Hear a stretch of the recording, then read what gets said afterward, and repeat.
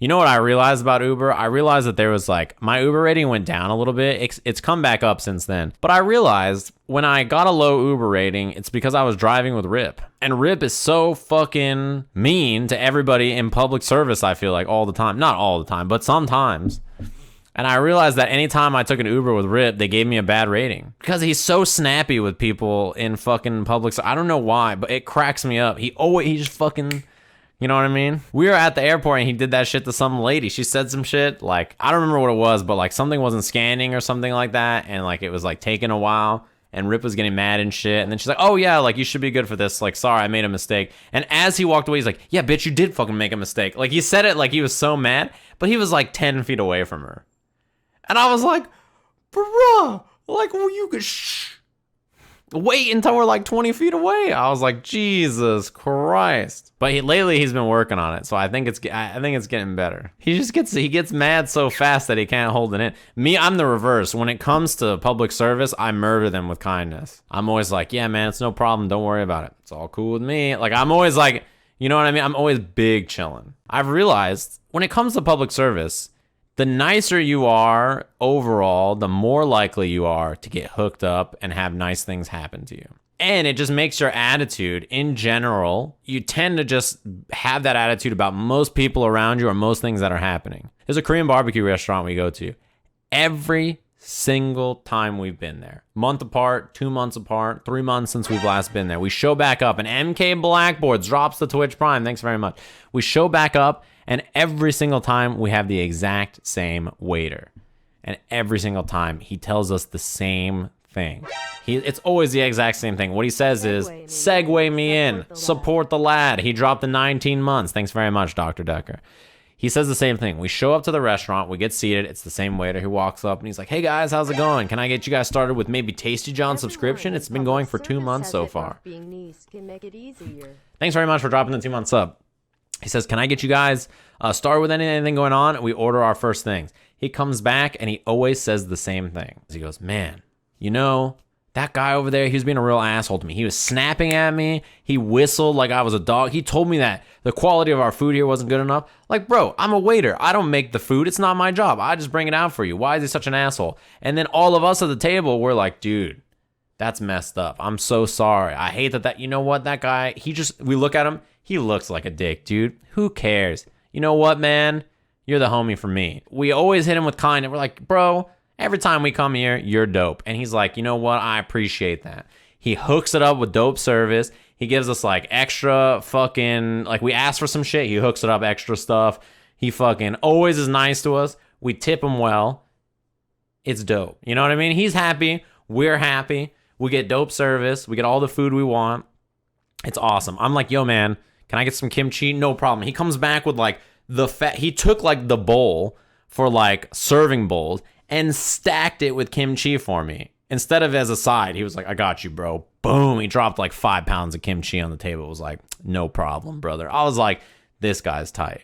That's what you have to do. You have to kill them with kindness and customer service so that they're nice to you. One thing I always think about when it comes to customer service is the last day I ever worked at Starbucks. It was my last shift ever. Because it was my last shift, you know, usually you have to wear certain kinds of shoes and stuff when you work there. I was wearing these white Vans that I had. And I was like, you know, it's my last day on the job. Fuck, yeah, I'm not going to wear like what I'm supposed to. I'm just going to wear my white Vans, whatever. I'm working Starbucks. I'm making some guy's iced coffee. He's got like a Trenta iced coffee with X shots of it. He's like got some crazy ass drink. So I'm making his iced coffee, and I got the iced coffee in my hand, and I got his giant Trenta fucking heart-stopping coffee. And the guy behind me, like, you know, the other barista, turns, he 180s, and just goes boom, like that. Like, because he had to run back, you know, to the back for something. And he turns, and he runs directly into me. Boom, iced coffee all over the front of me, like all the way down. It's on my face, it's in my hair, it's just all the way, it's on my thing. And I look down, and my white Vans are covered in iced coffee. Just fucking drenched in iced coffee. Like they are fucked up. I could feel them soaked. And I was right about to finish this dude's drink. And I was like, fuck. And then I hear, hey. And I turn and look, and it's the guy who I made his drink. I'm covered in iced coffee. My shoes are soaked. I'm super angry. It's like the last 10 minutes of the shift I'll ever work there. He goes, hey, Can we hurry it up? You just spilled everywhere. I need you to make my drink. Come on, man. I don't got all day. And I just remember, I'm standing there with this fucking half, there's like this much left. There's always a little bit in this Trenta. I'm standing there just covered in iced coffee because this other dude ran into me. And I was like, no problem, bro. I got you covered. Whoop. Iced coffee. Poured what he wanted in there. Psh, have a nice day. Handed it off. Every time I ever think about a situation in customer service, I'll never be mean to people. I've never try to be an asshole. I'm always just like, yo, look, bro, you're doing your best. I'm there with you. So people are like, I would have killed this motherfucker. I would have been pissed. I would have been this, and that. Nah, dude, you got to keep it together. That guy is a real bitch.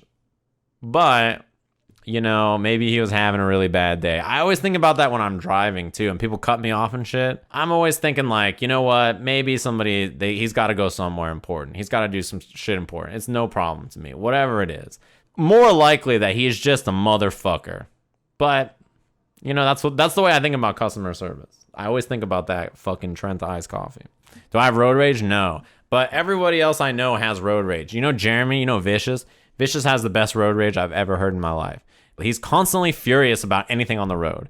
And he always calls people the stupidest shit I've ever heard. He always says that they smell, that their mama ain't got no nipples, that, they got floppy wieners. Like, the kind of shit he says with complete anger in his heart is the funniest shit I've ever heard in my life. He's completely ridiculous when he is upset, but he means it. It's like, so I could feel it that it's real. Like, I could feel that deep down he needs to say it or he's gonna, like, explode. Vicious will be like, you floppy wienered bitch, cut me off in your fucking white Civic. Yeah, it is fucking white. I hope that shit gets dirty. I hope a dog takes a big shit on it. And I'm like, Jeremy, Jesus Christ. But it's funny because it's, it's pretty safe compared to most of what you could say. My dad legit throws pennies at people who cut him off. He has a pouch of pennies just to throw. I've seen someone get out of a car in LA and throw a milkshake at another car. I've never been so mad that I wanted to throw a milkshake. I love milkshakes. I can't imagine a milkshake onto another person's car. That is crazy. How angry do you have to be to do that? Someone says, oh, I've done that in LA. What the fuck do you mean you've thrown a milkshake at someone else's car? What's the top tier milkshake? Well, here's the thing about milkshakes. When it comes to milkshake, the safest thing you can do is get an Oreo milkshake, I think. Strawberry is also a very good option. Come on, Ringe. Ringe, I needed you earlier. I was talking about how we go to Korean barbecue. We always get the same guy who's tilted by another table, and then we're just really nice to him, and he hooks it up every time. He's always upset. I feel like we're his therapy group. We come up to him, and every single time he's like, this motherfucker, man. And then he hooks it up it's so good. I'm like, man, being nice to people in customer service gets you so far. When somebody cuts me off on the road, I'm like, you know what? He's probably got somewhere to be. It's fine, dude. It'll all work out. I'm not worried about it. My thought process is if you are like real cool to people in customer service, you help people out when they need that shit. You don't get pissed when people cut you off and shit. That one day when you need to cut someone off, it'll all work out. That's my theory. In my head, it's how I justify it. I only really get tight when it's something that's super dangerous that could kill someone. That's true. That's different for sure. I can't stand people not letting me merge or change lanes. Oh, dude. Unfortunately, I drive a truck because it's paid off and I don't want to buy a new car. And they will let me merge because what are you going to do? Hit me? You're going to hit the back of my car because you don't want to let me merge? Hit me. I got this old ass 1999 ass car.